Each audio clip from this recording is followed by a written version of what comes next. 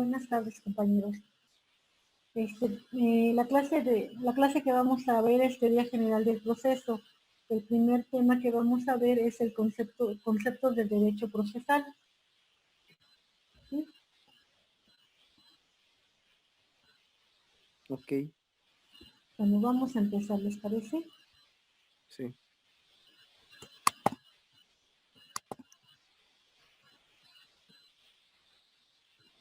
Bueno, vamos a ver primero qué es el derecho procesal. Tenemos que el derecho procesal es el conjunto de normas, principios y principios jurídicos que regulan tanto el proceso jurisdiccional como la integración y competencia de los órganos del Estado que intervienen en el mismo.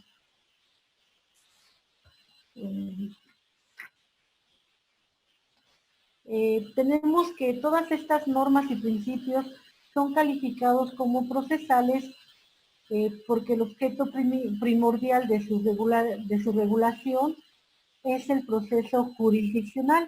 Entonces, cuando nosotros hablamos de derecho procesal, estamos hablando de las normas y de los principios que rigen el proceso, ¿sabe?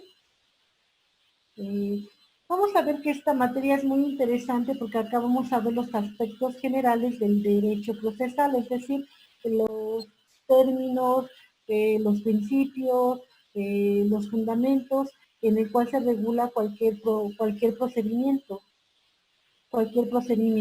los cuales son afines a todos. Ya nada más, dependiendo la materia, pues ya tendríamos que ubicar la normatividad procesal y ya con ella ya sería más fácil el llevar a cabo el procedimiento, ¿sale? Lo que vamos a pretender acá en esta materia es que al finalizar el curso, para que nosotros podamos pasar nuestra materia, pues vamos a hacer una demanda, ¿les parece? En el cual podamos, acá en esta materia de teoría general de procesos, decíamos que vamos a ver los conceptos, o los conceptos, los principios, los fundamentos, los fundamentos generales que lleva cualquier procedimiento. Entonces, acá vamos a ver, por ejemplo, lo que es la acción. ¿Qué es la acción? Pues todo aquello lo que lleva a cabo el actor. ¿Y cuáles son las defensas? Podemos saber lo que son las excepciones. Entonces, acá nuestra finalidad de este curso va a ser que al finalizar nosotros podamos identificar cada concepto y podamos hacer una demanda muy ligerita, una demanda familiar, ¿no? O civil, para que con ello ya podamos aplicar ya nuestros conocimientos, ¿les parece? Ok. Y para que sea un poquito como que más interesante. Bueno, entonces... ¿Con eso evaluaría toda la materia? Sí, con eso sí, se puede tener que compaginar todo. Por ejemplo, tenemos que ver acá lo que es la jurisdicción, lo que es la acción, lo que son las excepciones, ¿no? Lo que es la competencia, ¿sí? Todo ello es lo que lleva todo procedimiento, ¿no? Todo procedimiento va a llevar lo mismo, ¿no? Lo que es demanda, contestación, pruebas, desahogo de pruebas, sentencia, ¿no? O sea, son las mismas etapas, nada más que dependiendo la materia van a tener otro nombre, ¿sí? Pues dependiendo la materia van a tener otro nombre y dependiendo la materia va a ser otra legislación. Pero va a ser un escrito extenso, así, por cada uno. No, en uno solo.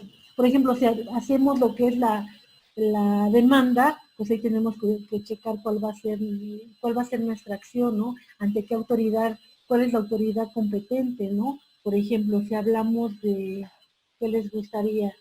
Si hablamos de una sucesión intestamentaria, ¿no? Hay que checar en dónde falleció la persona, ¿no? Para ver la competencia, ¿no? Estamos hablando, bueno, eso sería para checar la competencia, ¿no? Igual para que yo tenga la acción, para que yo pueda promover este juicio de sucesión intestamentaria, pues necesitaría acreditar que el de cuyos, la persona que falleció, pues era mi papá, ¿no? O era mi papá o era mi esposo, o sea, tengo que establecer el entronque. Entonces ya con eso yo estoy yo estoy acreditando mi acción y mi legitimación, ¿no? ¿Cómo lo voy a acreditar? Pues con el acta de matrimonio, si estoy a reclamar la sucesión intestamentaria de mi esposo, ¿no? Con el acta de nacimiento, si voy a reclamar la sucesión intestamentaria, ya sea del padre o de la madre, ¿no? Entonces, a lo mejor se escucha, o sea, lo vamos a hacer muy sencillo, ya será cuestión de que nos pongamos de acuerdo y ya más adelante, ya una vez que ya veamos los términos más importantes, empezamos. Es decir, cabe todo lo que lleva la demanda en una cuartilla o en una hoja o en varias hojas. Pues podría ser, pues sí podría ser en una hoja, dependiendo cómo lo vamos a, qué tapete. Elaborar. Ajá, lo vamos a hacer muy pequeño, o sea, nada más es como para que tengamos la idea y para que ustedes también puedan checar su código, ¿no? Y saber, no, pues sí me corresponde, me corresponde en esta autoridad, ¿no? ¿Por qué me corresponde en esta, no? ¿Sí Está muy bonita su evaluación. Está muy bien su evaluación Y porque lo vamos a ir haciendo aprovechamos. entre todos para que así sea más fácil y bueno, para que realmente lo apliquemos, ¿no? Lo mismo podríamos hacer, por ejemplo, en la otra, en la otra Materia. materia, ¿no? Igual, bueno, ahí podríamos hacer, por ejemplo, podríamos suponer que nosotros somos la empresa y nosotros le vamos a pagar al trabajador, ¿no? O sea, el poder sacar lo que es el finiquito y lo que es la liquidación, ¿no? Es un procesal laboral, entonces Eh, aplicaríamos este derecho procesal al trabajo en la otra materia. en la otra materia podríamos, por ejemplo, no, en la otra, bueno, sí podríamos hacerlo de la mano, ¿eh? Sí, tiene usted razón. Pues sí, porque estamos viendo Ajá, procesos sí o podríamos, pasos y lo aplicamos a una demanda laboral, o bien de este lado a una demanda de sucesión o de herencia, o como le llamen ustedes. podríamos tomarlo como usted dice, o sea, sacamos la liquidación y en base, bueno, en la liquidación tenemos que sacar cuáles son los derechos laborales de nuestro trabajador y ahí estaríamos aplicando todo lo que es nuestro derecho de trabajo individual, ¿no? Sí, sí, Ahí lo gracias. estamos aplicando y ya lo trasladamos a una demanda y con un solo asunto estamos checando las dos materias. Sí, Sí, sí, sí, tiene muy usted bien. razón. Ok, vamos a ponernos de acuerdo bien. Pero nada más que Gracias. veamos lo más general, yo creo que ya serían en las últimas 3 clases para empezar ya a trabajarlo, ¿no? Claro, que tengamos material. Sí, ya que sí, sí, para que sea como que más ameno, ¿no? Y ya vayan saboreando la carrera, ¿no? Sí, Bueno, entonces estábamos hablando del derecho procesal. Decíamos entonces que en nuestro derecho procesal estamos hablando que aquí va a ser lo que son los principios, lo que son las normas, los principios que regulan todo el proceso jurisdiccional. ¿Sale? Acá también se va a establecer lo que es la competencia de los órganos del Estado que van a intervenir en este procedimiento.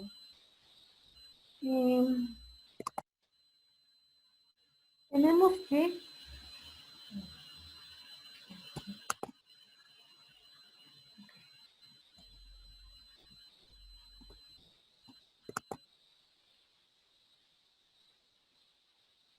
bueno, tenemos entonces que de igual forma,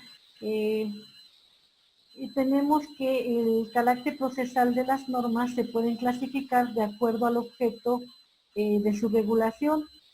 Por lo tanto, vamos a encontrar dos tipos de normas.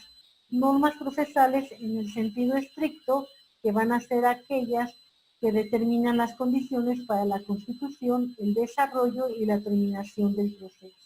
Y las normas orgánicas, que son las que establecen la integración y competencia de los órganos del Estado, que intervienen en el proceso jurisdiccional, así como la capacidad y legitimación de los demás sujetos que participan en el mismo.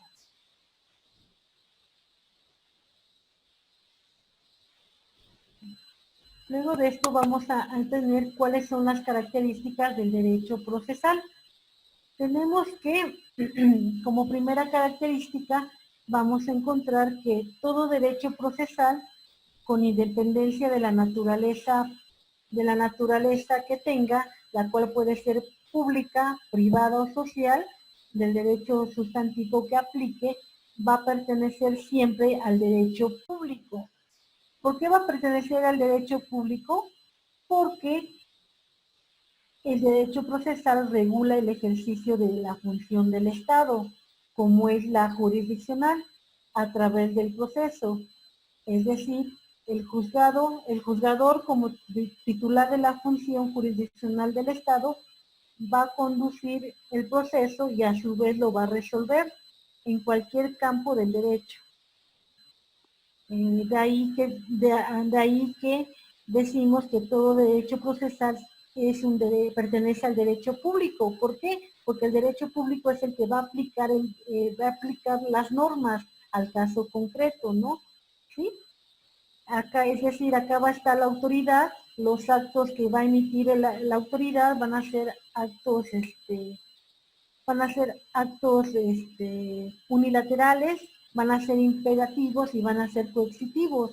Es decir, en el momento en que la autoridad, en que nosotros le llevamos un asunto a la autoridad, ella en el momento en el que decide, estamos hablando de una autoridad, él ya pertenece pues al derecho público porque es la que va a aplicar el derecho al caso concreto. ¿Sale? Ahora bien,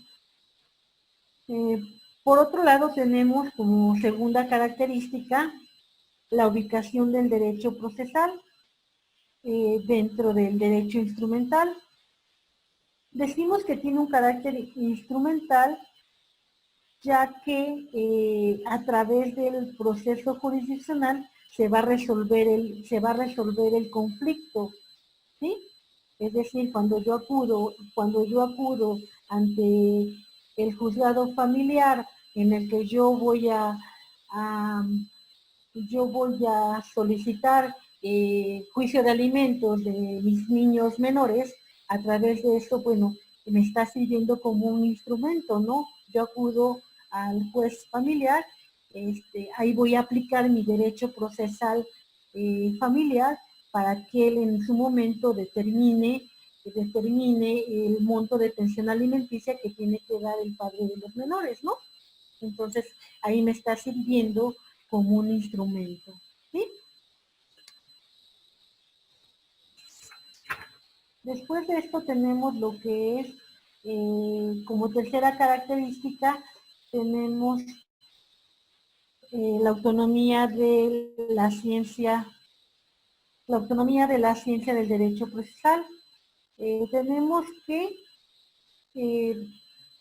respecto a las disciplinas que estudian las diversas ramas del derecho sustantivo, tenemos que las normas del derecho procesal regulan uno de los medios instrumentos de aplicación de las normas del derecho positivo. La ciencia que estudia las normas procesales van a tener sus propios conceptos, sus propias teorías, sus principios e instituciones distintos y autónomos de los que corresponden a las disciplinas que estudian las normas sustantivas. ¿Sí entendemos cuáles son las normas sustantivas? Sí, Pues son las normas de la teoría del derecho, las de Kelsen, ¿no? General del derecho mexicano, las normas generales del derecho, y estas serían distintas por su autonomía, pero en relación a las normas sustantivas, es decir, las normas jurídicas. Ok. Entonces tenemos que las normas sustantivas van a ser los derechos que tenemos nosotros, ¿no? ¿Sí? Las normas sustantivas, los derechos que nosotros tenemos. Por ejemplo, ¿qué derechos tenemos? Pues tenemos el derecho a la vida, la libertad, el derecho de expresión, ese vendrían a ser nuestros derechos sustantivos, y los derechos adjetivos van a ser los derechos procesales, ¿vale? ¿De qué forma los vamos a hacer valer? ¿Se me explicó? Entonces, los derechos sustantivos son los derechos que nosotros tenemos.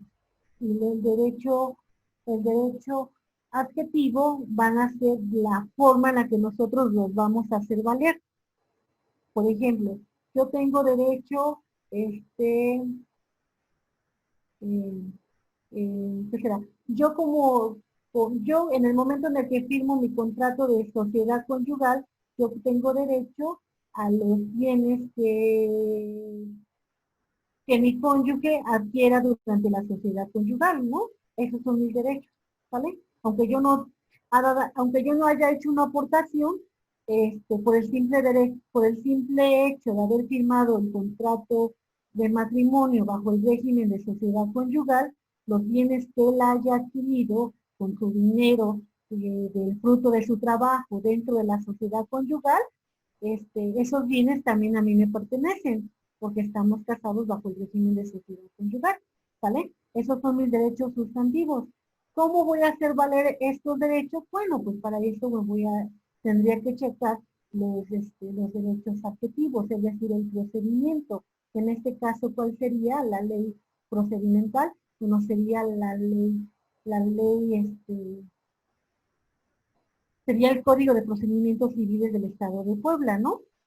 Porque estoy casada en Puebla. Si estuviera casada si me hubiera casado en la Ciudad de México, pues tendríamos que checarme el Código de Procedimientos Civiles de la Ciudad de México, ¿no? ¿Sí me explico cuál sería la diferencia entonces? Ok, bueno. Tenemos entonces eh, que la autonomía de la ciencia del derecho procesal, bueno, ella es producto de un largo proceso de la evolución de la doctrina procesal, ¿sale? Tenemos que, si cuando nosotros hablamos de la ciencia del derecho procesal, tenemos que esta ciencia, este derecho procesal tiene términos, tiene principios, tiene teorías propios de ella, ¿sí? Que solamente le pertenecen a esta área, ¿no? Que bien son aplicables a todo, bueno, a lo que es las distintas ramas del derecho procesal, pero son características de esta, ¿no? Son como que principios generales, conceptos generales, teorías generales, ¿no? ¿Sí me explico? Eh, Sí, sí se explica. Ok, entonces tenemos, bueno, decimos que se ha hecho, bueno, esto, lo que es el carácter científico del derecho procesal, pues no es de apenas, ¿verdad? Lleva ya su recorrido, ¿no? Llevan sus estudios ya.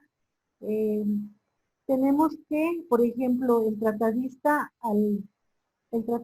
Alcalá Zamora nos dice que los periodos o las tendencias de evolución del derecho procesal, han sido varios, ¿no? Para esto vamos a encontrar las siguientes etapas del derecho procesal. Teniendo el primero, el periodo primitivo. En el periodo primitivo, bueno, llegó hasta el siglo XI de la era cristiana y acá en se caracteriza por la ausencia de auténticas exposiciones procesales. Acá no hay bibliografía del derecho procesal. La típica división tripartita del derecho que predominó en Roma. En Roma, su derecho estaba conformado de la siguiente forma, ¿no? De personas, cosas y acciones, incluyendo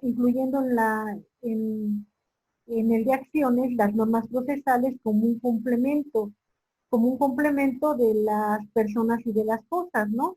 Entonces tenemos que su derecho procesal se encontraba en el apartado de acciones, ¿no? Nada más, es lo único que tenemos en este periodo primitivo. Decimos que no hay bibliografía, no hay en sí una característica del derecho procesal. En el segundo periodo tenemos el que corresponde a la escuela judicialista. Esta va a surgir en Bolonia a partir del siglo XII. se va a difundir en las principales naciones de Europa y concluye alrededor del siglo XV. En esta escuela se inician las exposiciones especialmente dedicadas al estudio del proceso y sus instituciones. De ahí que se le ha denominado la escuela judicialista, ya que acá se le da mucha importancia al juicio, ¿sale? Que acá en esta escuela judicialista, acá es donde ya se empieza a tomar el término de juicio. En esta escuela también se trabaja sobre la base del derecho común, que va a resultar de la unión del derecho romano, del derecho germánico y del derecho canónico.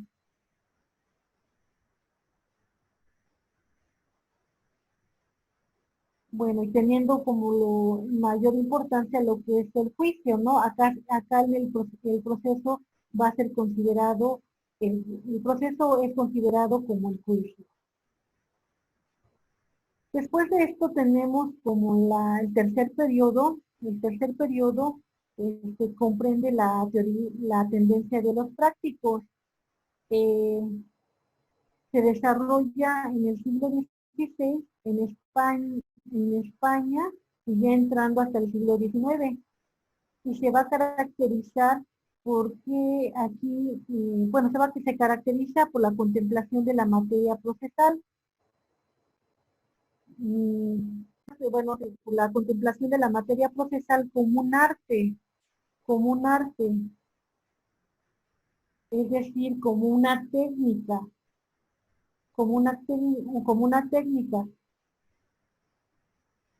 ¿sale?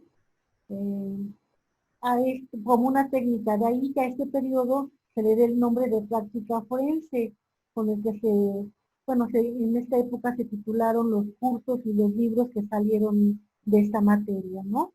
Porque, bueno, recordemos, ¿no? Lo que es el proceso lo establecen como si fuera un arte, ¿no? Va todo en base a las técnicas que empleaban para llevar a cabo lo que es su práctica forense, ¿no? El cuarto periodo es conocido como el procedimentalismo. Surge en Francia como consecuencia de las transformaciones jurídicas que trajo la revolución, así como la codificación napoleónica. Acá se va a ocupar fundamentalmente de la organización judicial, la competencia y el procedimiento. Su método consiste en describir estos temas siguiendo el orden y contenido de los códigos de procedimiento, a la manera de la escuela de la exégesis. En esto con lo que se refiere es que acá el método que utilizan es que van a ir analizando cada artículo por artículo de los códigos de procedimiento, ¿sí?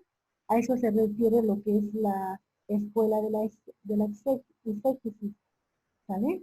Se va analizando artículo por artículo.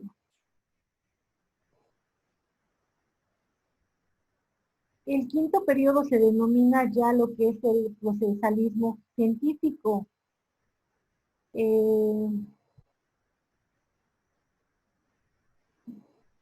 Se inician las doctrinas sobre la autonomía de la acción respecto del derecho subjetivo sustantivo y señala en forma rigurosa y sólida las bases para distinguir la relación jurídica procesal que establecen las partes, el juzgado y los terceros que intervienen en el proceso. Las partes, bueno, tenemos lo que es el actor y el demandado, ¿no? El juzgado, pues tenemos que es el juez. Los terceros, todos aquellos que tengan interés en el presente juicio. Un ejemplo sería, vamos a suponer que estamos llevando a cabo, es un juicio mercantil. En este juicio mercantil estamos embargando a la compañera Elia, ¿no? La vamos a embargar porque nos debe un pagaré, por 10,000 pesos más, por 10,000 pesos y no nos ha pagado, ¿no? El primer acto que va a llevar a cabo la autoridad es ir a notificar y requerirle del pago. En este momento, entonces, eh, una vez que ya sale el acuerdo admisorio, pues se le va a requerir el pago. Nos vamos a ir a la casa de la compañera Elia. En ese momento la autoridad le va a requerir del pago. Como la compañera no va a tener la cantidad que adeuda, entonces en ese momento el dirigenciario le va a pasar la facultad bueno, le va a decir a la compañera Elia que señale bienes suficientes para garantizar el adeudo. Como ella no va a tener, ella no va a hacer el señalamiento, le pasa entonces el derecho a la parte actora. Vamos a suponer que en este momento la parte actora señala como bienes para poder garantizar el pago, señala una tablet, ¿no? Que en este momento la compañera la tiene, que en este momento la compañera se la da, pero resulta que la tablet no es de ella, la tablet es de su hermana. Entonces acá la hermana va a tener que comparecer al juicio como un tercero interesado, porque toda vez que se embargó un inmueble, se embargó un mueble que no le pertenecía a Elia, sino a la hermana, para que la hermana haga valer entonces su derecho de que ella es la dueña, ¿no? Va a tener que presentarse al juzgado, exhibir la factura de la tablet, para que con ello el embargo quede sin efecto y le devuelvan la tablet, ¿sí? Entonces, en este momento, en el momento en que comparece la hermana de Elia, ella va a comparecer como un tercero, un tercero, un tercero en el juicio. ¿Sí me explicó? Pues ahí ya tenemos, ¿no?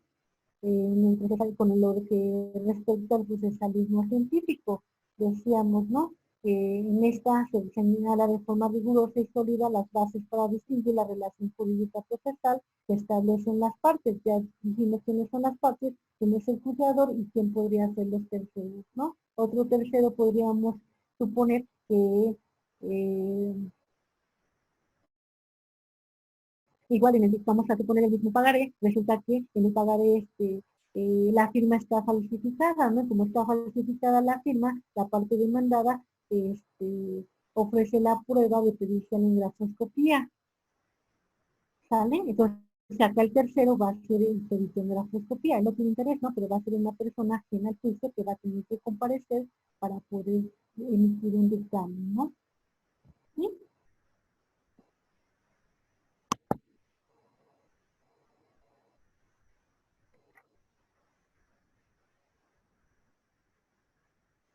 Bueno, tenemos entonces que,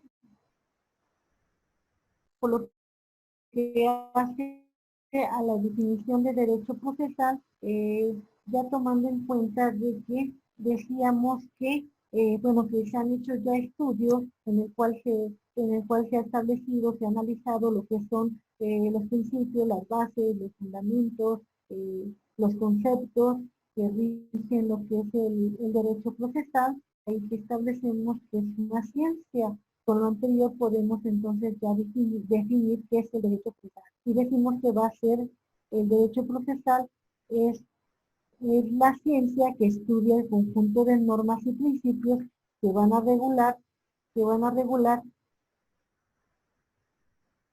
tanto las condiciones conforme a las cuales las partes, el juzgador y los demás participantes deben de realizar actos por los que se constituye, desarrolla y termina el proceso, así como la integración y comprensión de los órganos del Estado que intervienen en el mismo. Al ser la parte general de la ciencia del derecho procesal, tenemos que el nombre o la denominación exacta del derecho procesal tendría que ser teoría general del derecho procesal, ¿no? Por todo lo que se estudia en el derecho procesal, ¿no?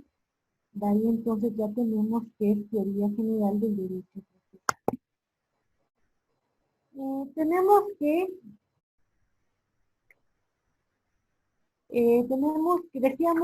que lo que es el derecho procesal, en el derecho procesal decíamos que son conceptos, principios e instituciones que son comunes a todas las áreas del derecho procesal, ¿no? ¿Sí? ¿Cuáles serían entonces estos conceptos o principios que son generales o que son comunes a las otras áreas? Decíamos entonces que va a ser lo que es la acción. ¿Qué es la acción?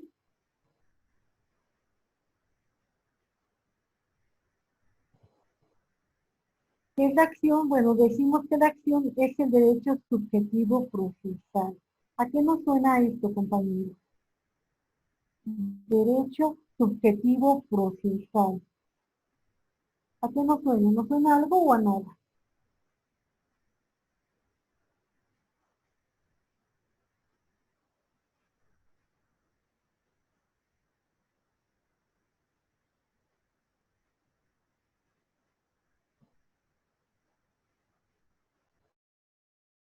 ¿No? ¿A qué nos suena, compañeros?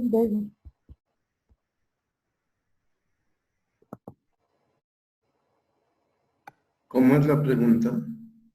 A ver, la pregunta sería, decimos,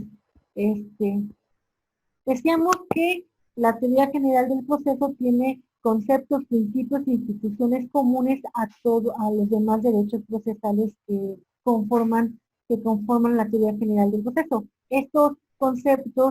Entre estos conceptos comunes tenemos lo que es la acción, y tenemos que la acción es un derecho subjetivo procesal. ¿A qué nos suena esto? Derecho subjetivo procesal. ¿A qué nos suena? ¿Está muy rebuscado el término? Lo subjetivo no es positivo, ni tampoco es subjetivo. Por lo tanto, es una acción de alguien que la interpreta como quiere. ¿Es una acción de alguien? Sí, es un acto, un evento, un suceso de alguien, pero pertenece entonces sí al derecho subjetivo, es decir, de la persona, no el objetivo ni el positivo vigente o el objetivo. Ok, ¿alguien más?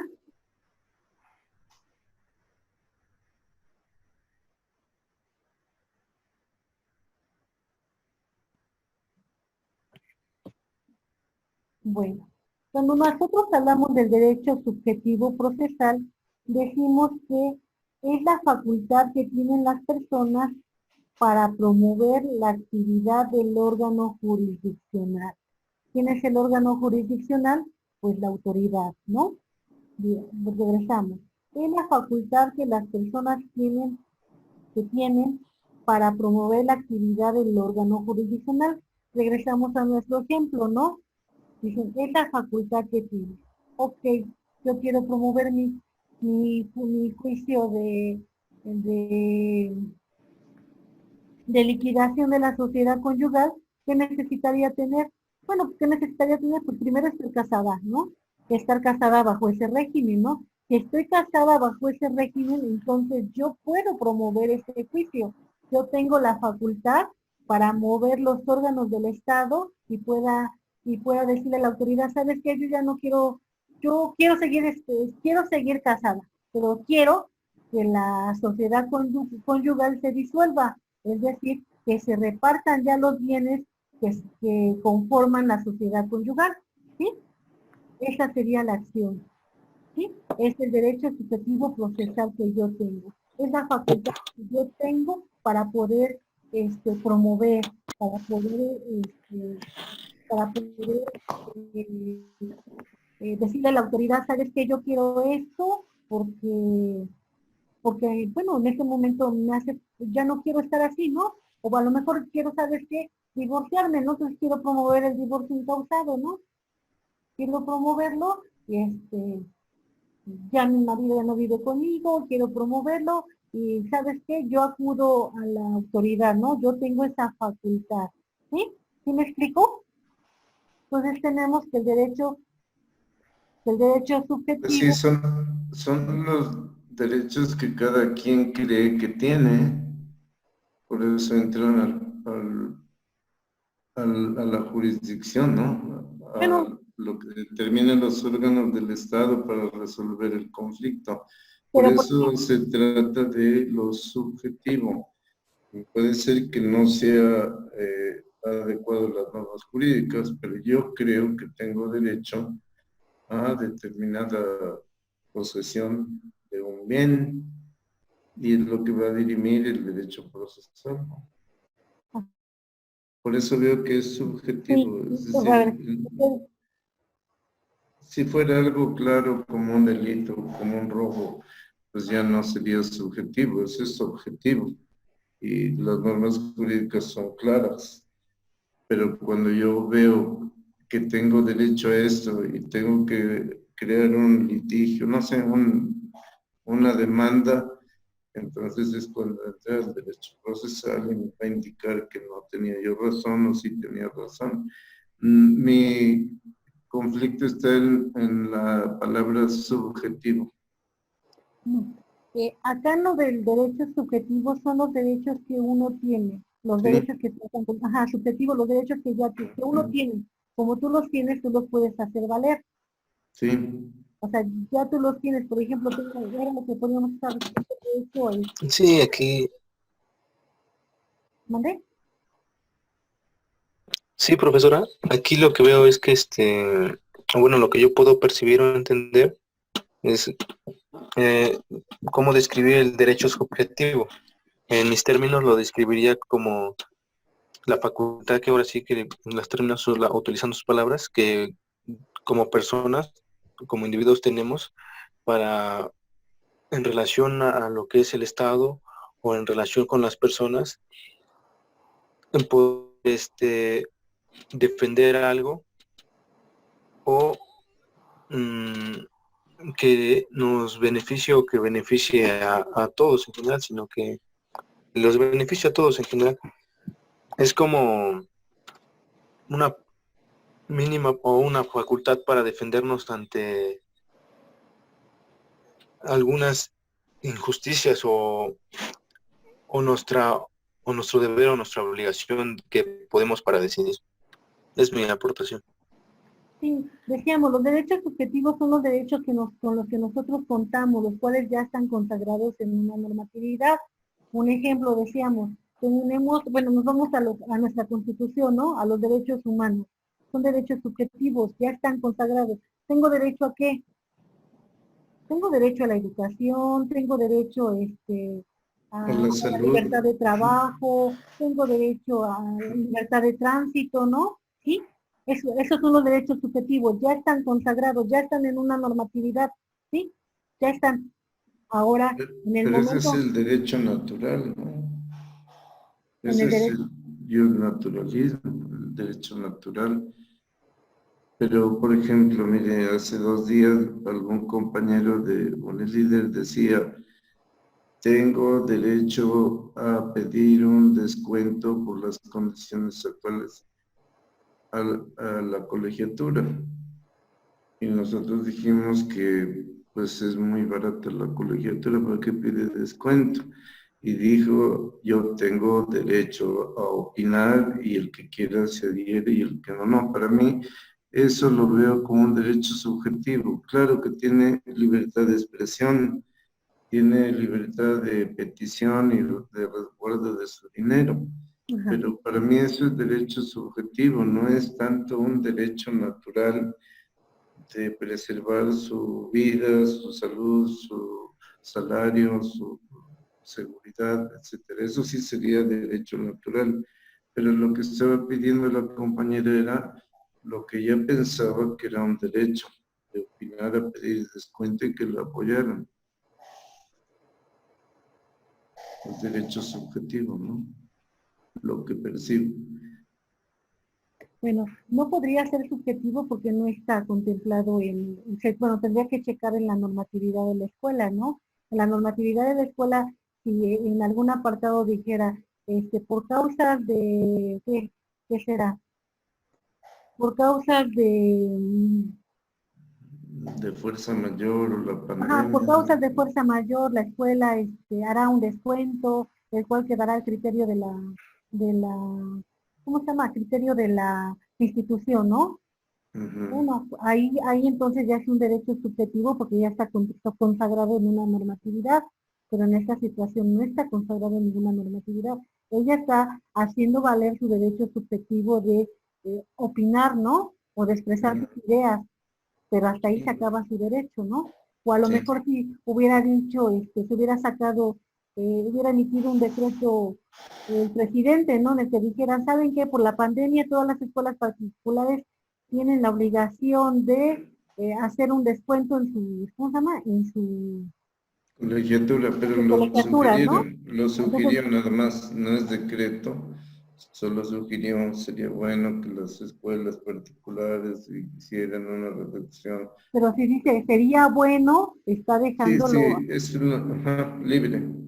ajá, está dejándolo libre, pero si él lo establece como obligación, entonces al ser obligación ya es obligatorio, ¿no? Sí, Pero si es no un lo deja decreto. libre, si ven que ahorita lo que dijo, lo dejó abierto, ¿no? Cada institución, ¿no? Que no, eh, algo así, bueno, palabras más, palabras menos, dijo que que no era, que no por la pandemia se tenía que dejar, de pagar mensualidades, bueno, la colegiatura, ¿no?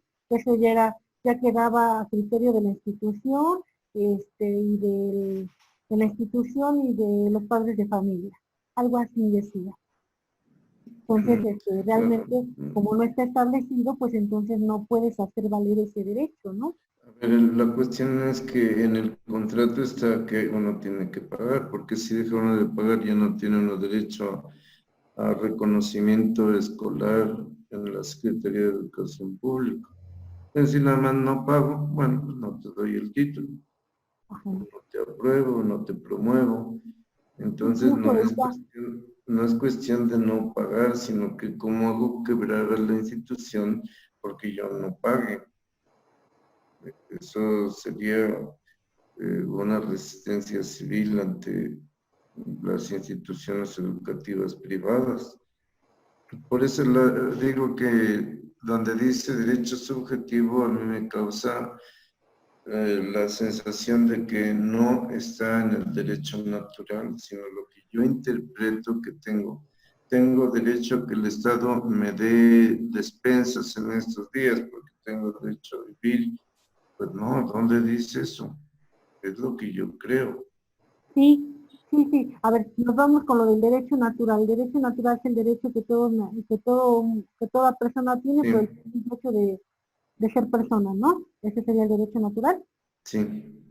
Ok, bueno, de acá entonces vamos a encontrar después lo que son, bueno, tenemos varios tipos de derechos, ¿no? Entre ellos vamos a encontrar el derecho subjetivo, el cual el derecho subjetivo van a ser, los derechos que ya están consagrados en una normatividad, los cuales tú vas a hacer valer. ¿Los vas a hacer valer a través de qué? Pues a través de la acción, ¿no? Si tú no tienes este derecho subjetivo, no lo vas a poder hacer valer, aunque tú creas que lo tienes, bueno, si no está consagrado, pues cómo lo hago valer, ¿no? Sería, por ejemplo, el de, Profesora, mande, pienso que para saber qué es el derecho objetivo hay que recordar cuál es su antecedente y cómo fue creado. A partir de ahí podremos entender cuál es la finalidad del derecho subjetivo. Creo que hasta este punto usted quiere dejar recalcado que el derecho objetivo es, en efecto, y solamente para cuando está estipulado en algo y que ese algo garantice que se cumpla, que se cumpla. Esa es mi parte de mi punto de vista. Bueno, el derecho objetivo es el que está escrito y el subjetivo no está escrito. En mi opinión, diría, el derecho subjetivo es algo que está escrito y que debe garantizar que se cumpla y que Eso así es sea. objetivo. Eso es objetivo y solo yo quiero hacerlo valer. Pero cuando yo creo que tengo un derecho y no está escrito, entonces es una presunción de un derecho. Eso es mi conflicto, no estoy Sí, claro, diciendo que queda yo la duda. tengo razón. Derecho objetivo, claro. Tendríamos que volver a los conceptos del derecho sustantivo, ¿no? Lo que se dijo en las diapositivas anteriores. Es decir, el derecho tiene sus propios conceptos, sus propias normas. Y el derecho procesal tiene las suyas porque es autónomo, pero no puede desligarse de las normas del derecho general. Bueno, no quiero trabar la clase, por favor, puedes seguir, por favor. Ok. Bueno, entonces tenemos que la acción, bueno, entonces tenemos que la acción es el derecho subjetivo procesal, lo que es la jurisdicción, basa la función que tienen determinados órganos del Estado para resolver conflictos de trascendencia jurídica mediante determinaciones obligatorias para las partes y susceptibles de ejecución. ¿Sí? Un ejemplo, vamos a hablar, estamos diciendo que, ¿qué será? Pues en el juicio, un juicio laboral, ¿no? Estamos hablando de la jurisdicción, tenemos quién es el que está facultado para emitir una resolución en materia laboral. Vamos a tener que, dependiendo el tipo de,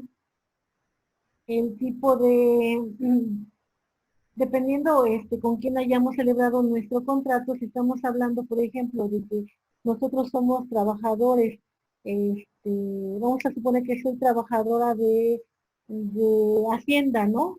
Mi patrón viene a ser, la Secretaría de Hacienda, ¿no? Entonces ahí yo voy a promover mi juicio ante la Junta Federal de Conciliación y Arbitraje, ¿no? Porque eso estamos hablando que es una autoridad federal, ¿sí? La tendría que promover ahí, y entonces es el encargado de emitir la resolución, de emitir la resolución laboral, va a ser la Junta Federal. Ahora bien, si en mi juicio laboral yo estoy solicitando solicitando la indemnización constitucional, yo acredité que hubo un despido injustificado, entonces la autoridad de la Junta Federal, ella va a determinar cuánto es lo que se me tiene que pagar, ¿no? Independientemente de que el patrón quiera o no quiera pagarme, la Junta Federal, ella tiene las facultades y tiene los medios para hacer valer su resolución. ¿Sí? ¿Sí me explico? Entonces la jurisdicción van a ser los órganos, la función que tienen determinados órganos del Estado para resolver los conflictos, ¿no? ¿Sí vamos más o menos? Ahora bien, vamos con el siguiente. Sí, quedó el proceso. Sí, claro, vamos al proceso. Ajá, ¿qué es el proceso? El proceso son los actos que realizan las partes, el juzgador y los demás sujetos que intervienen en el mismo, con la finalidad de lograr la composición del litigio por medio de la sentencia. ¿Qué es el litigio? El litigio viene a ser la controversia que se presenta a la autoridad. Regresamos al mismo ejemplo. Yo estoy alegando despido injustificado y estoy solicitando la indemnización constitucional. Para esto yo debo de respetar los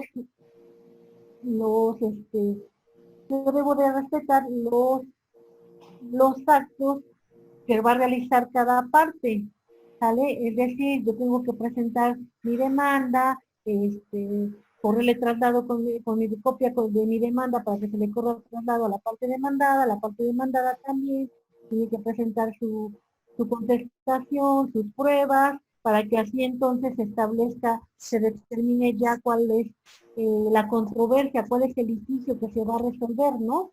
¿Sí me explicó? Por ejemplo, yo estoy diciendo, a mí me despidió injustificadamente, ¿no? Yo estaba trabajando de un día para otro, me dijo, ¿sabes qué? Hasta aquí tú ya no puedes seguir trabajando. Y ella va a decir, ¿sabes? La parte demandada va a decir, no, yo no la despedí, ella se fue, bueno, entonces ahí ya se estableció cuál es el litigio, cuál es la controversia que va a resolver la autoridad, ¿no? ¿Cuál es la controversia que va a resolver? Bueno, yo estoy alegando que me despidió, ella está alegando que no me despidió. Yo estoy ofreciendo estas pruebas, ella está ofreciendo estas pruebas para acreditar. Cada quien está ofreciendo sus pruebas para acreditar su dicho. Y la autoridad en el momento determinado, ella va a sopesar estas pruebas para darle la razón a alguna de las dos partes. ¿Me explicó? ¿Sí? Y esos van a ser entonces los actos que cada parte va a realizar para que en su momento el juzgador pueda establecer bien cuál es la controversia y pueda resolverla. ¿Sí? Entonces tenemos que los conceptos que van a ser comunes a todos va a ser la acción, va a ser la jurisdicción y va a ser el proceso, ¿no? Acción, ¿qué es lo que tú estás promoviendo? ¿Qué derecho tú estás promoviendo, no? Que la jurisdicción, ¿qué autoridad que es facultada para poder resolver este conflicto? El proceso, los actos que va a realizar cada parte para poder acreditar su dicho, en el cual, en el momento en que cada parte realiza estos actos, se va a establecer la controversia, se va a establecer el litigio para que entonces la autoridad ya pueda dar una determinación. ¿Sí? Esos serían entonces los conceptos que son generales, los conceptos que son comunes a todas las áreas del derecho procesal. ¿Sí? Después tenemos los principios. Un principio que es muy común es el principio de contradicción o del contradictorio. ¿En qué consiste este principio? Este principio tenemos que en este principio cualquier escrito que presente las partes, la contraparte tiene el derecho a poder refutarlo. ¿Sí me explico? Un ejemplo sería, ¿sabes qué? Pues el mismo ejemplo que poníamos de lo del despido justificado. Yo estoy, la parte demandada, ella presenta una carta de renuncia, ¿no? Presenta una carta de renuncia, bueno, la autoridad tiene la obligación de hacerme saber que la parte demandada está presentando esta carta de renuncia para que yo yo pueda refutarla, yo pueda hacer algunas manifestaciones al respecto, ¿sale? Para que de esta forma, al hacer esto la autoridad está respetando el principio del debido proceso, lo que está consagrado en el artículo 14 constitucional, en el cual nos dice en el cual nos dice en el cual nos habla de las formalidades esenciales del procedimiento, el cual nos dice que nadie, que bueno, que tú no vas a poder ser, no puedes que para que te dicten una sentencia tú vas a tener que ser oído y vencido en juicio, ¿no? Si no se te da este derecho, te estaría violentando esta garantía y bueno, posteriormente pues se podría venir abajo. En algunas, venir abajo el juicio, en algunos casos cuando son de cuestiones de procedimiento, pues en esas cuestiones no se le da vista a la contraria, ¿no? Un ejemplo, a lo mejor solicitó copias certificadas de la demanda, ¿no? Bueno, pues ahí no me afecta nada, ¿no? Que le den las copias, ¿no? Pero lo que sí me afectaría es que si la parte demandada está exhibiendo la carta de renuncia, pues yo tengo el derecho de refutar esta carta, ¿no? ¿Cómo la voy a refutar? Pues yo voy a alegar y decir que no es mi firma. ¿Cómo la refuto? Pues ofreciendo una pericia en grafoscopía, ¿no? Con el cual se va a acreditar que los rasgos que obran de esa firma no son los míos, ¿no? ¿Sí? En eso sería el principio de contradicción o del contradictor. ¿Vale? Y después, ¿qué instituciones vamos a encontrar en común? Tenemos como institución en común la institución del juzgador. ¿Cuál es la institución del juzgador? Bueno, tenemos que en todo derecho procesal va a destacar la figura del juez, ¿no? Porque al final el juez es el que va a decidir sobre la controversia que se le está poniendo a su arbitrio, ¿no? Él va a tener en un determinado momento va a tener que declarar el derecho, va a tener que decir a quién le asiste la razón, ¿no? Quién presentó la documentación necesaria para que entonces se acredite lo que está argumentando, ¿no? Entonces, eso también es la institución, pues es el juzgador. En todo procedimiento, pues va a haber un juez, va a haber una autoridad que va a emitir una resolución, ¿vale? Estos entonces vendrían a ser los conceptos, los principios e instituciones que son comunes a toda área de derecho procesal, ¿sí? Maestra, Vale. maestra, ¿Sí? los jueces del procesal son diferentes a los otros jueces, es decir, tienen un lugar diferente. Los querellantes deben ir a otra institución que no sea pues la penal o la civil.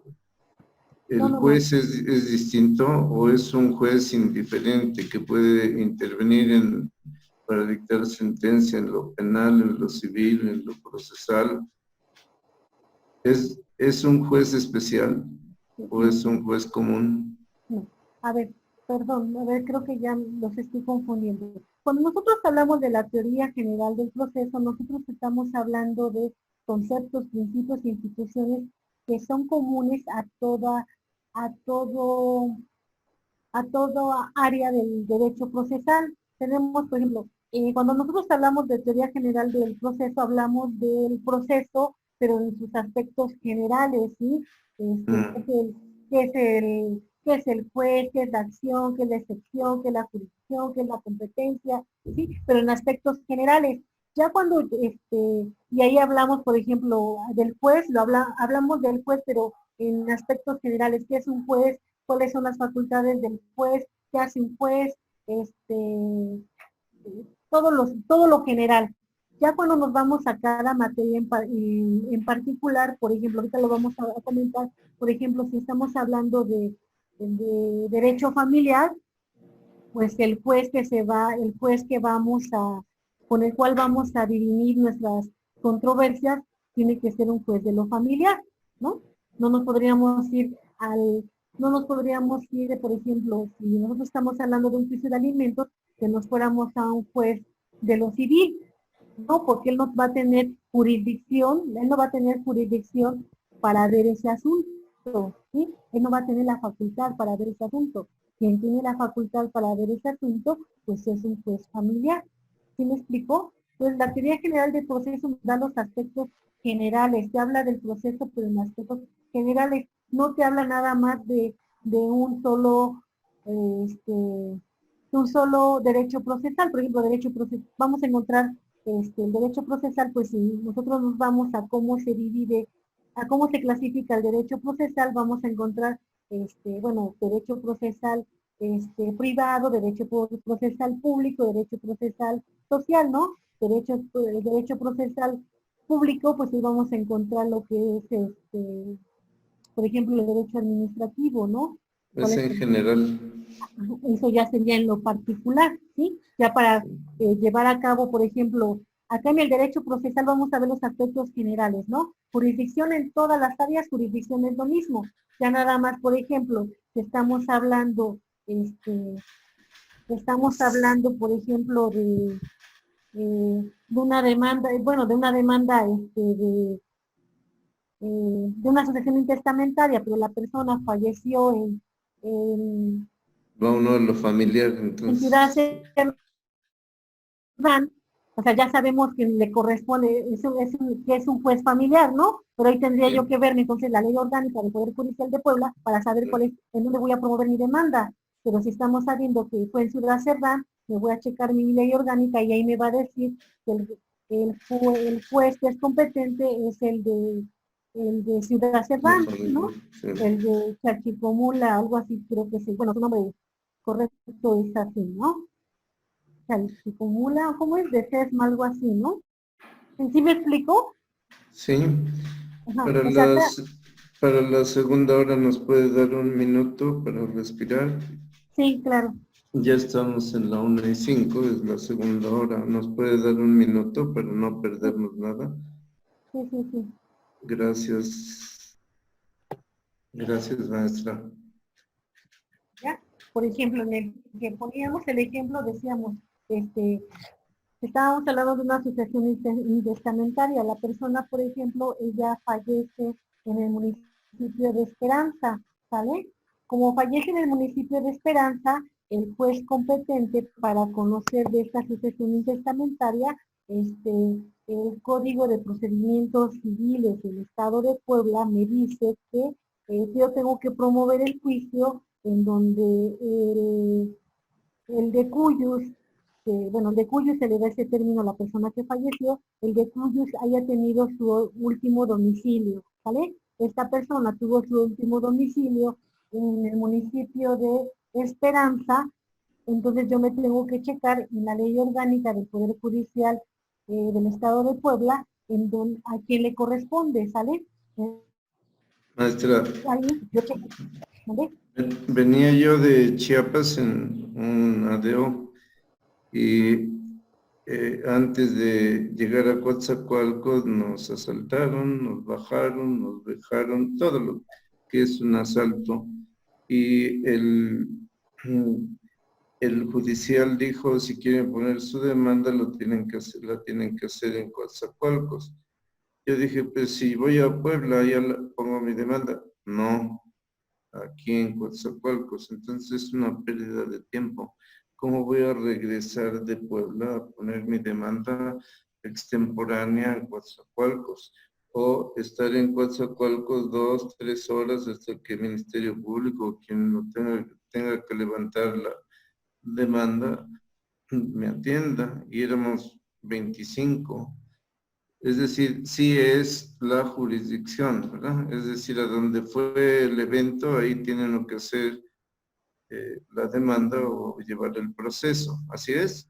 Sí.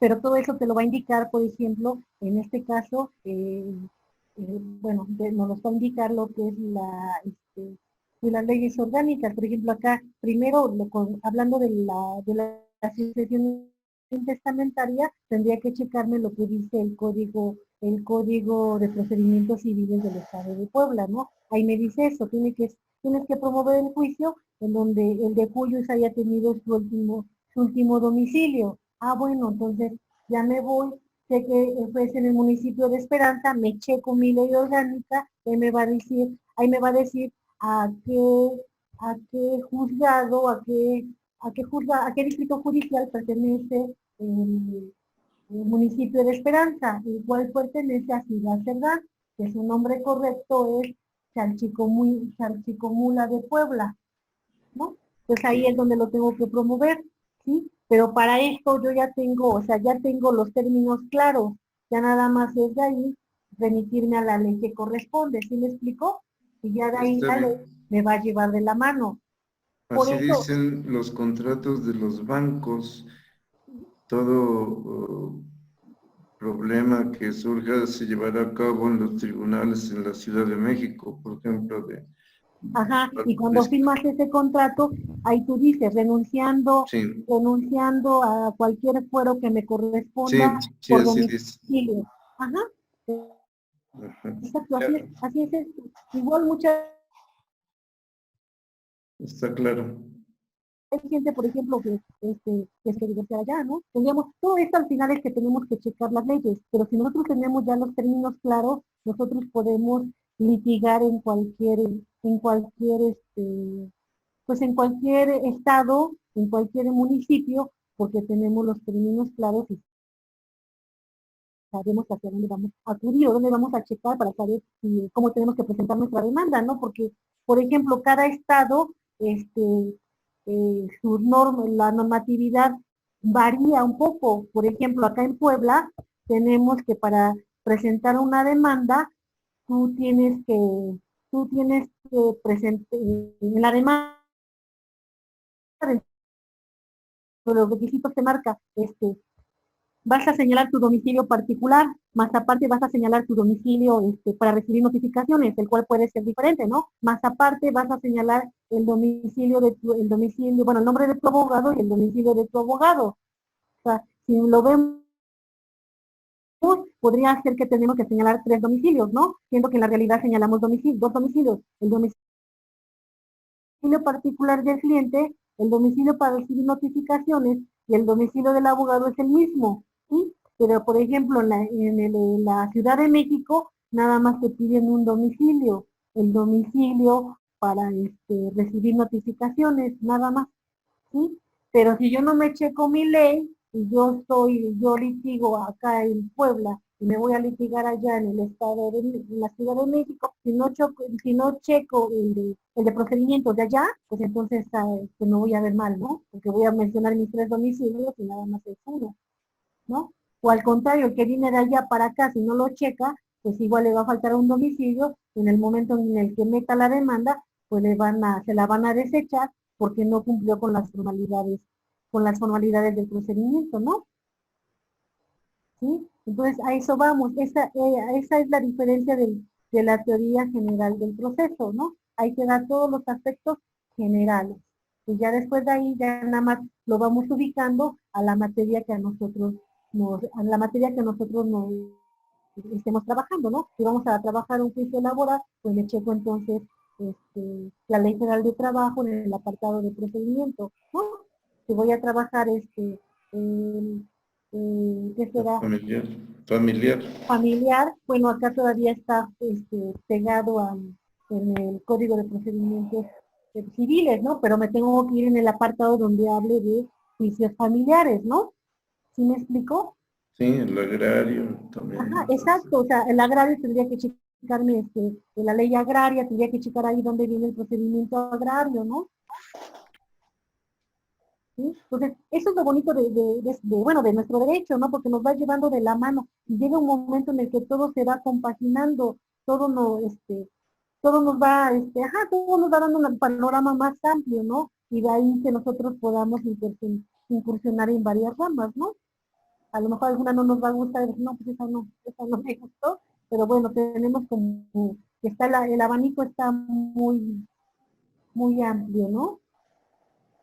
Bueno, entonces eso sería con lo que respecta a los principios, ¿no?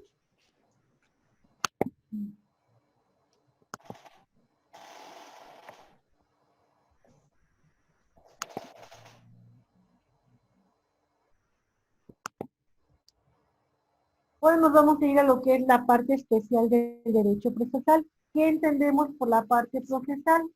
Bueno, ahí en la parte procesal es donde vamos a encontrar las diferentes ramas de la ciencia del derecho procesal. Tenemos que la parte especial es el complemento necesario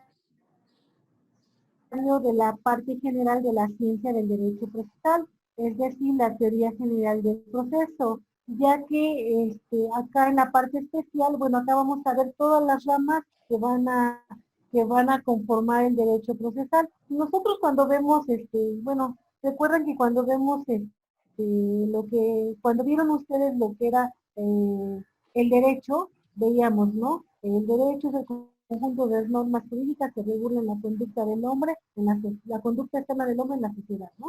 Ok, eso es. Bueno, de ahí, recuerdan cuando se hacía la clasificación, lo clasificábamos en derecho público, derecho privado, derecho social, ¿no? Derecho público, vamos a tener decíamos que son ese conjunto de normas jurídicas que regula las relaciones entre particular y Estado, manteniendo el Estado su jerarquía, su soberanía. Derecho privado, conjunto de normas jurídicas que regula las relaciones entre Estado y particular estando los dos en el mismo nivel, o entre particular y particular. Derecho social es el conjunto de normas jurídicas que regulan las normas de las clases más débiles, ¿no? Es un derecho proteccionista, es un derecho que protege a las clases más débiles, ¿sí? ¿Sí? Y después, bueno, esa es la clasificación. Después de clasificar, veíamos que cada derecho tiene sus ramas, ¿no? ¿Sí? Decíamos que el derecho público, una de las ramas, teníamos que era el derecho penal, que era el derecho internacional público, ¿no? Que era el derecho administrativo, ¿no? ¿Sí? Bueno, derecho privado, teníamos que era el derecho Derecho privado teníamos que era el derecho familiar, el derecho civil, ¿no? Derecho social, el derecho laboral, derecho agrario, derecho de seguridad social. Bueno, ahora vamos a ver lo mismo, pero ahora hablando del derecho procesal, ¿sale? Y vamos a encontrar lo mismo, ¿no? Lo vamos a dividir de igual forma. Decimos que vamos a tener diferentes tipos de procesos, procesos de interés individual o privado, y acá estaríamos hablando del derecho privado, ¿no? En el cual decimos que acá va a predominar el principio dispositivo. Es decir, acá se inicia en este tipo de derecho procesal, se va a iniciar con la iniciativa de la parte, ¿sí?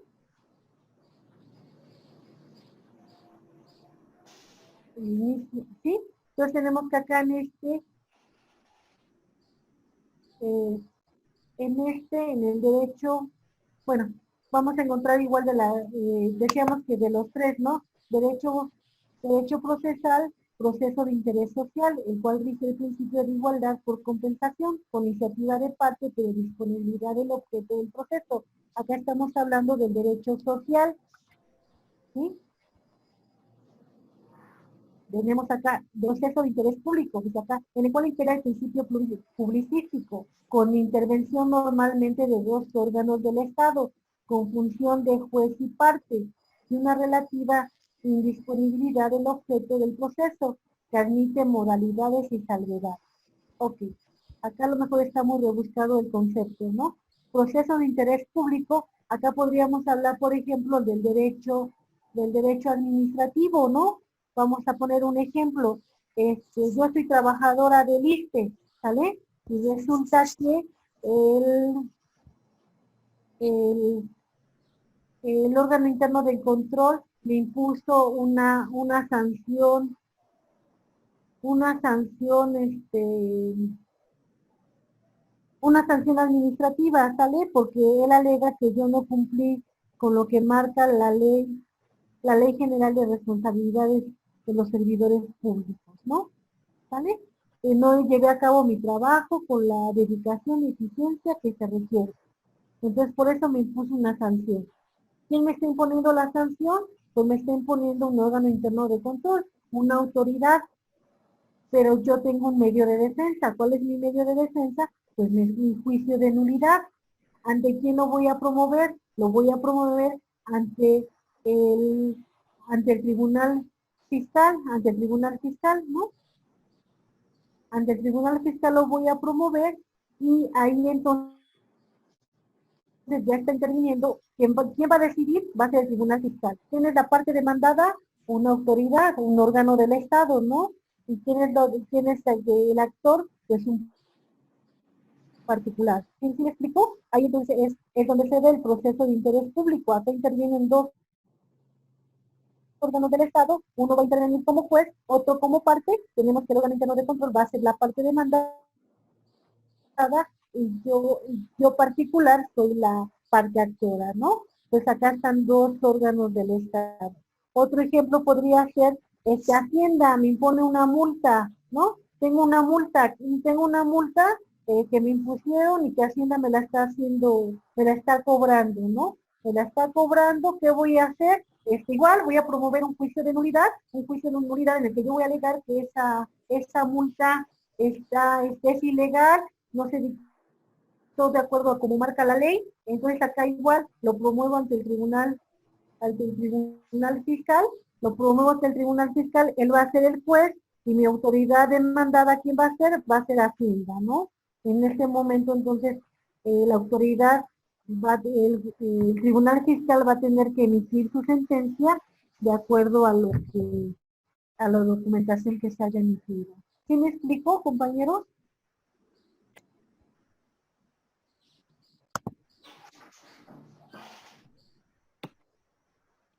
Pues nada dicen, pero por mí está bien. Bueno, entonces no hay pierde, ¿no? Tenemos que entonces después las ramas del derecho procesal se van a dividir igual en las tres clasificaciones del derecho, ¿no? Tenemos en el derecho procesal dispositivo, que decíamos que viene a ser el derecho procesal privado, ¿no? Acá tenemos que en las partes van a acudir para que se pueda resolver su controversia. En este derecho procesal dispositivo vamos a encontrar dos tipos de derecho, el cual va a ser el derecho procesal civil, el cual es el derecho procesal civil, que es la disciplina que estudia el conjunto de normas que regulan el proceso, a través del cual se van a solucionar los litigios que versan sobre la interpretación o aplicación de las normas sustantivas civiles. Entre estos litigios podemos encontrar, por ejemplo, el cumplimiento de contratos, ¿no? Cumplimiento de contratos, podemos encontrar, por ejemplo, la desocupación de un inmueble, ¿no? Por falta de pago de rentas, ¿no? Podemos encontrar acá, por ejemplo, también lo que es un contrato, cumplimiento de un contrato de compraventa de un inmueble, ¿no? Yo le pagué al compañero lo de el inmueble que me vendió, pero él hasta la fecha no me ha dado, no me ha firmado la escritura, ¿no? Como no me ha firmado, entonces voy a ir hacia un juez civil, para que, para hacer valer este derecho que ya tengo, de que él me firme de que me firme el compañero mi, mi escritura, ¿no? Y que en caso de que no la firma, pues entonces en su momento la tendrá que firmar el juez civil. ¿Sí me explico? Eso serían como que lo más, lo que se podría ver ahí en el derecho procesal. También podríamos encontrar la extinción de las obligaciones, ¿no? Podríamos ver también hay aspectos de posesión, de propiedad, de sucesiones, etcétera, ¿no? Porque, bueno, eso podría ser, y su fundamento lo vamos a encontrar en el artículo 40 y 124 del Código de la Constitución Política de los Estados Unidos Mexicanos. ¿Alguien tendrá su ley y su constitución a la mano?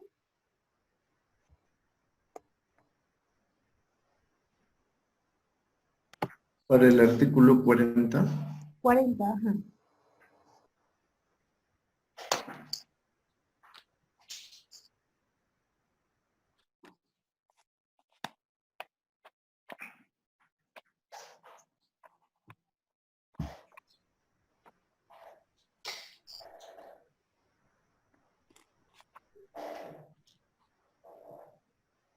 No la tengo a la mano. Lo ¿No? busqué. No. Ok. Bueno, tenemos, por ejemplo, Tengo ¿alguien artículo más? 40. ¿Nadie lo tiene? Sí, 124. El 40 primero no podrías leernos, claro. por Artículo favor. 40. La aprobación de este reglamento y la normatividad interna, así como sus modificaciones o adiciones, son competencia del Consejo Consultivo. ¿No Para tienes ello, es la Constitución? ajá, ¿El 40? así es.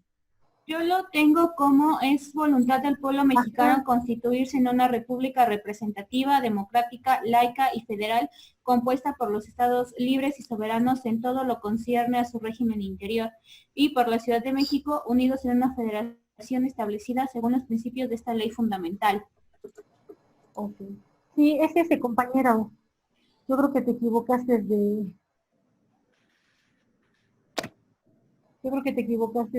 ley. Ok, ¿y el 124 qué nos dice?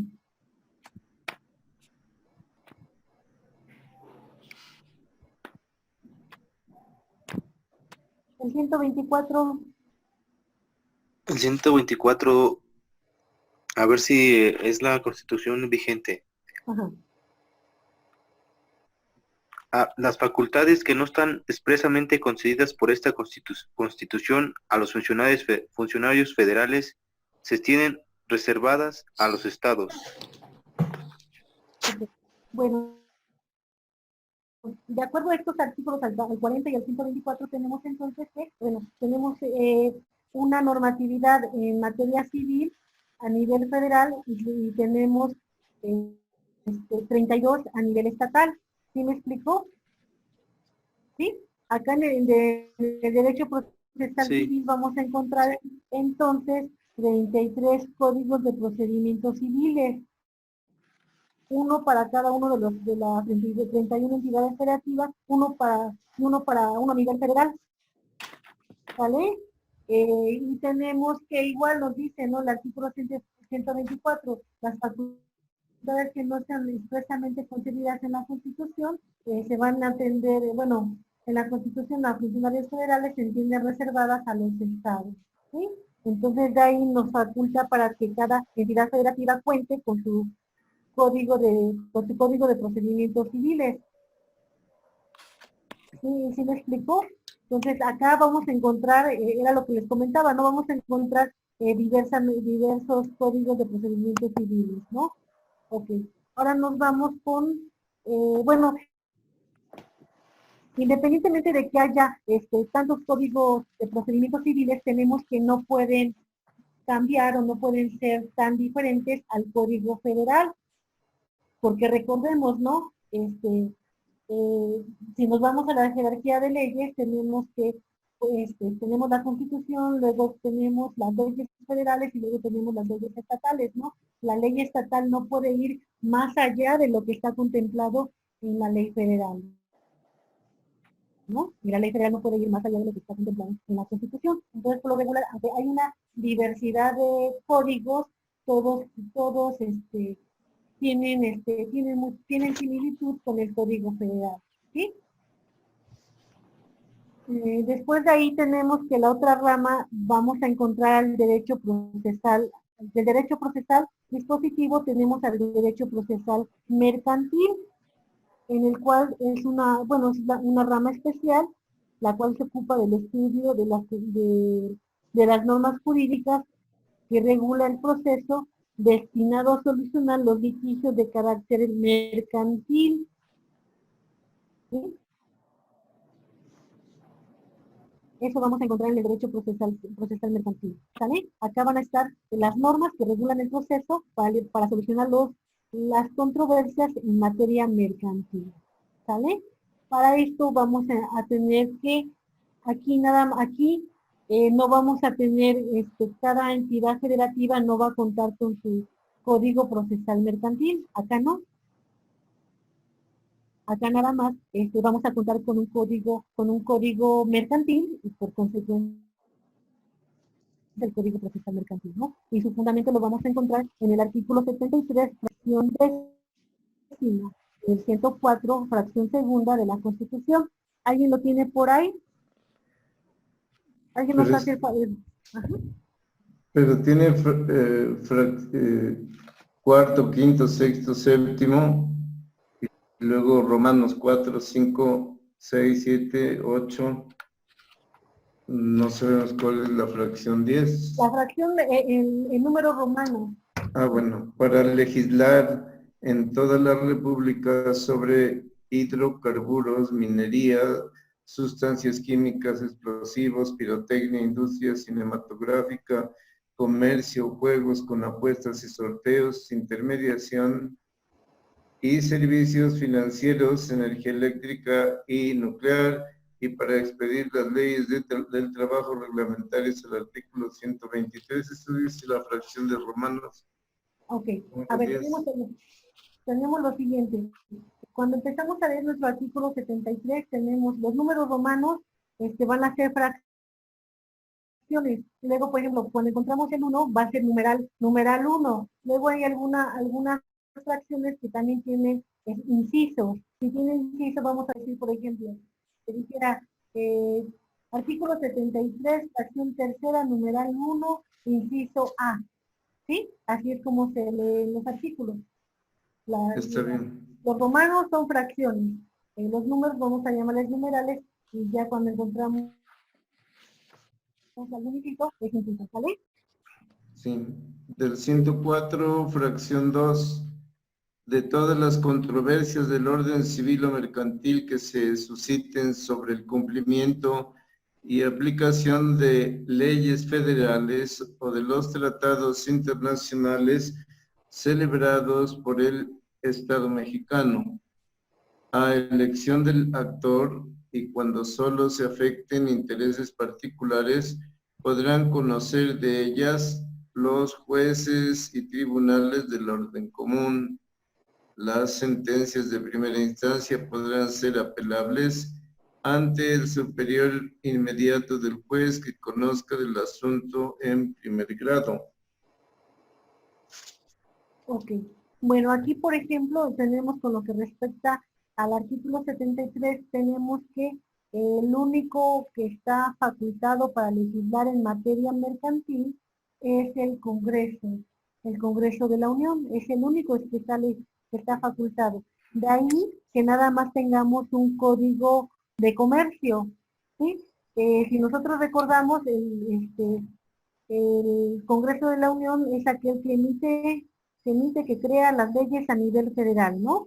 El Congreso del Estado es aquel que emite las leyes a nivel estatal, pero por lo que respecta al artículo 73, el único que puede legislar en materia mercantil es el Congreso de la Unión. De ahí que nada más haya un solo código mercantil, ¿sale? Supongamos que el Congreso del Estado dijera, ¿saben qué? Yo quiero crear mi código estatal y lo crea. ¿Este código tendría valor? Faltan los senadores, ¿sí? El Congreso del Estado, ¿sí? El Congreso del Estado de Puebla, si ellos quieren crear un código de comercio para acá, para Puebla, ¿ellos tendrían la facultad? No, deben ser sancionados por los senadores también, pues como toda iniciativa de ley federal. Ajá. Entonces el Congreso del Estado puede hacer su código, si él quisiera, si el gobernador quisiera y manda su iniciativa al Congreso del Estado de Puebla, él podría crear un código mercantil nada más para Puebla. No se Sí. puede, tiene que ser general, ¿no? ¿Sí puede? Sí puede. ¿Sí? ¿Quién más Así dice que sí? Yo digo que no debe ir No, sí tiene porque Ajá, ¿por qué? ¿Por qué, compañero? Porque ya habíamos hablado en el artículo anterior que quedaba facultado para las entidades a las que se aludiera en el artículo anterior. Ok, ¿alguien más? ¿Quién más dice que sí? Es que el comercio es para toda la República, no es nada más para el Estado. Yo digo que no. Ok, el compañero dice que no. ¿Quién más dice que no? ¿Quién dice que sí? Abraham, ¿tú qué opinas? Carla. Opinaba su profesora que sí se podría porque ¿Así? la Constitución decía que en el artículo, ¿sí era 140? No, 104. Decía Víctor. Ajá. que así lo interpreté, las entidades o los gobernantes federales podían, lo verifico bien y le comento. Elia, ¿qué opina? José. Carla. Victoria. No, creo que ya no están, ¿verdad? Ok. La acción puede ser algo que se hace si ya... Ok. No, compañero, no se podría. Tiene razón el compañero Florencio, no se puede, porque tenemos el artículo 73, nos dice, el Congreso tiene la facultad para legislar en toda la República sobre hidrocarburos, comercio, ¿vale?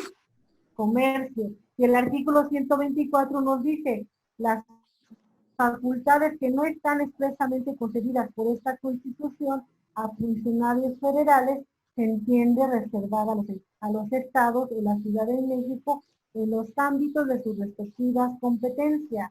Es decir, esta facultad la tiene el Congreso de la Unión, ¿sí? Y está reservada para el Congreso de la Unión. Entonces acá no puede aplicar el artículo 124. Si al Congreso del Estado de Puebla se le ocurriera hacer su código de comercio, ese código de comercio sería inconstitucional, iría en contra de la Constitución, porque la Constitución nos dice que el único que puede legislar en materia de comercio es el Congreso de la Unión, ¿sale? Lo mismo pasa, no sé si, bueno, si pusieron atención, que también en materia laboral, el único que puede expedir leyes en materia laboral es el Congreso de la Unión, ¿sí? Ahora bien, ¿sí quedó claro o no? Nos vamos ahí a lo que dice el artículo 73 y lo que nos dice el artículo igual 104, ¿no? El único que está facultado es el Congreso de la Unión. De ahí que nada más hay un código de comercio. Ahora bien, el artículo 104 nos habla de una facultad concurrente, es decir, nosotros, si tenemos un juicio mercantil, nosotros lo podemos ventilar hacia un juzgado del fuero civil, del fuero local o un juzgado del fuero federal. Cuando es del fuero, nosotros podríamos elegir si nos vamos a un juzgado del fuero federal, si estamos hablando de particular, ¿no? Si es una controversia de carácter mercantil, pero entre particulares, yo puedo elegir un juzgado del fuero local, ¿sale? ¿Sí me explico o no me explico? El artículo 104 nos habla de una facultad concurrente. Yo puedo acudir a cualquiera de esas dos autoridades. Por lo regular, por ejemplo, los juicios mercantiles en el cual se funda la acción en un pagaré, pues yo voy a ir a un juzgado mercantil de acá del estado de Puebla, ¿no?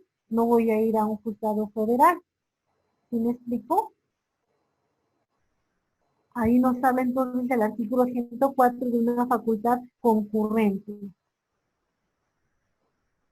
¿Sí o no? Más o menos. Bueno, ¿en qué no? A ver. En la parte, bueno, lo que entendí que cuando hay algún tipo de demanda mercantil hay que buscar específicamente el juzgado. Sí. Bueno, o qué te imaginabas que dónde podríamos ir. No, no, sí, sí, de hecho, por ¿O ejemplo, cómo? si son Ajá. de carácter civil, Ah, bueno, es que ahora si es de carácter civil, vas a acudir a un juzgado en materia civil. Si estamos hablando de un juicio mercantil, vas a tener que acudir a un juzgado en materia mercantil. Ahora ya están especializados los juzgados, por ejemplo, ya hay, acá bueno, ya en todas partes ya están especializados, ya hay en materia familiar, en materia civil, en materia mercantil, del patrimonio federal, o sea, ya están muy especializados. Antes no, antes, por ejemplo, toda en mi época, hace muchísimos años, tú promovías un juicio mercantil ante el juzgado civil, porque el juzgado civil veía las dos ramas, civil y mercantil, ¿vale? Ahora no, ahora ya cada juzgado está especializado, pero yo hablaba de la facultad concurrente, pero con lo que respecta al fuero. Estamos hablando que la normatividad que regula el procedimiento mercantil es una normatividad federal, se entendería que yo nada más puedo acudir a un juzgado federal, que es el que está facultado para resolver mi controversia. ¿Sí me explico? Porque estamos hablando de una ley federal. ¿Sí me explicó? ok, Pero el artículo 104, fracción segunda, me da la facultad de que yo pueda acudir a un juzgado en materia mercantil del fuero local, siempre y cuando la controversia que se va a ventilar sea entre dos particulares. Si es entre dos particulares, yo puedo optar por esa situación. En caso contrario, tendría entonces que ir a un juzgado en materia mercantil, pero del fuero federal. ¿Sí me explico? ok. Espérame, el artículo, ¿dónde está el artículo?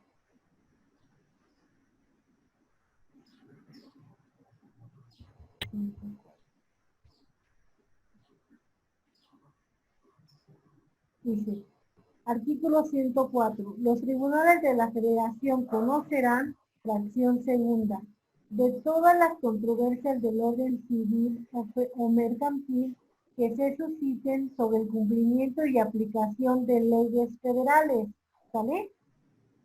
Sí, Acá ya me está diciendo, ¿no? Si mi pagaré, su fundamento lo tiene en el Código de Comercio, que es un código federal, yo tendría que ir ante un tribunal federal, ¿no? Del orden federal. ¿Sí me explicó? sí. Después nos dice, ahí apunto a elección de el actor, y cuando solo tiene intereses particulares, podrá conocer de ella los jueces y tribunales del orden común. ¿Ya vieron? O sea, acá yo puedo optar, si yo tengo un pagaré que no me han pagado, es un título de crédito, su fundamento, bueno, es un título de crédito, es un asunto mercantil, de naturaleza mercantil, yo voy a poder optar por llevar mi caso ante un tribunal del fuero federal o ante un tribunal del fuero común, porque quien me firmó el pagaré es mi comadre, es una persona, es un particular, ¿no? Entonces yo puedo optar ante ellos dos, ¿no? Ya sea uno del fuero federal o del fuero local. ¿Sí me explico? El artículo 104 nos da facultades concurrentes. Puedo acudir a uno o al otro, según sea mi elección. Si yo lo presento ante un juzgado del fuero federal, me lo va a tener que admitir. Si yo lo presento ante un juzgado del fuero local, me lo va a tener que admitir, ¿no? Cosa que no pasaría, a lo mejor, si ¿qué será?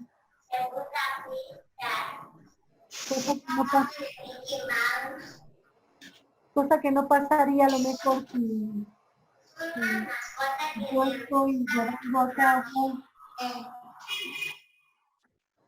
si yo celebré este, un contrato mercantil con ¿qué será? Un Una contrato, automotriz, en una automotriz puede ser. pero igual tendríamos que ver el particular. Ah, Ajá. A lo mejor yo lo celebré un contrato mercantil con pues con alguna autoridad, con alguna dependencia, ¿no? Sabes que yo te iba al, ajá, yo te iba a dar el servicio de transporte mercantil al ISSSTE, ¿no? Para trasladar el medicamento, ¿no? De una entidad federativa bueno, ahí ya no podría, ahí ya tendría que hacer forzosamente del fuero federal porque lo estoy llevando a cabo con una autoridad. No estoy llevando a cabo este contrato con un particular. Ahí forzosamente tendría que ser de un juzgado del orden federal, ¿no? ¿Sí me explicó?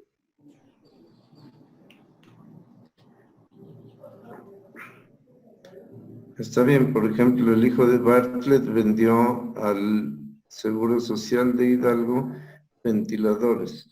Es de un particular a una dependencia federal. ¿Está bien? Ahí es ese ejemplo de un particular a una dependencia federal, como estaba diciendo, de medicamentos a una institución, de particulares a instituciones federales. Ujú. Cuando sea entre particulares podemos optar, ya sea por un juzgado del fuero común. Ese es el ejemplo, ¿no? En donde aplica el artículo 73. En lo contrario, entonces tendrá que hacer forzosamente. Ajá. Sí, Entonces, el 104 fracción segunda. Ok.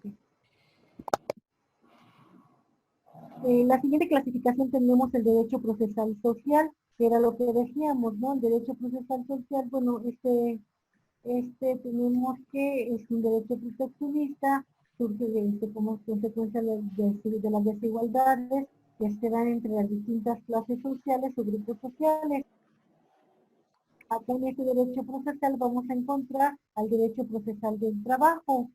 El derecho procesal del trabajo tenemos que es aquel que va a estudiar el conjunto de normas que regula el proceso por el cual el proceso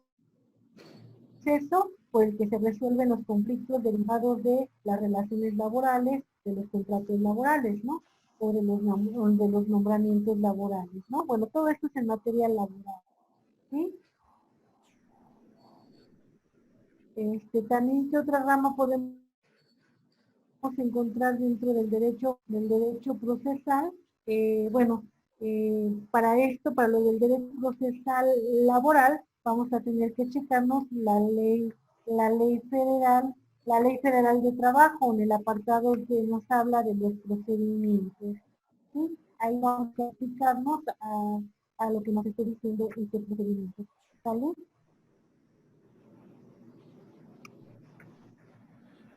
Después de esto tenemos, también puede ser dentro del derecho procesal social, vamos a encontrar el derecho procesal agrario. El derecho procesal agrario, igual tenemos que ahí se van a resolver lo que son los, los conflictos que se lleven a cabo sobre la propiedad, posesión o uso de inmuebles rurales, así como los contratos agrarios. Entre los conflictos que se resuelven en el proceso agrario podemos encontrar lo que es la dotación y ampliación de ejidos, lo que es el reconocimiento de bienes comunales, la restitución de tierras, los límites de terrenos, o nulidades contra las resoluciones dictadas por las autoridades agrarias, ¿vale? No le tendríamos que checar, pues igual en la ley agraria tendríamos que checar, igual en la ley orgánica de los tribunales agrarios, para checar lo que es la competencia, ¿no? El derecho procesal de seguridad social, tenemos que aquí va a ser la disciplina que estudia las normas que regulan el proceso por el cual se van a solucionar los conflictos sobre el otorgamiento de las prestaciones que corresponden a los sujetos asegurados y a sus familiares derechohabientes, cuando se actualizan los riesgos o contingencias previstos en las leyes, los contratos, las condiciones generales de trabajo y los demás instrumentos jurídicos aplicables. Un ejemplo acá podría ser cuando se solicita lo que es la pensión, ¿no? La pensión, o igual de que se supone que cada año se tiene que hacer el aumento de la pensión, ¿no? De la pensión, y muchas veces no la hacen conforme a derecho, ¿no? Porque pues muchas veces el pensionado ya ni se da cuenta de que si le suben o no le suben lo que es su pensión que le dan. En caso de que no, pues igual bueno, hay los mecanismos para que se puedan hacer valer. Estos mecanismos pues igual iríamos a un juicio administrativo, ¿no? Un juicio administrativo, pero acá también es muy importante que tenemos que ver el término, ya que si no, bueno, el término lo vamos a encontrar acá si estamos hablando de la seguridad social, pues depende de cuál estamos hablando, ¿no? Si estamos hablando de aquellos que se rigen con la ley del seguro social, pues tendríamos que aplicar esta. Si estamos hablando del ISSSTE, tendríamos que ver la ley del ISSSTE, ¿no? ¿Vale? Bueno, hasta acá nos quedaríamos, ¿les parece? Gracias. Sí, gracias. Pues nos estamos viendo. Cuídense mucho. Muchas gracias. Gracias, profe. Hasta luego.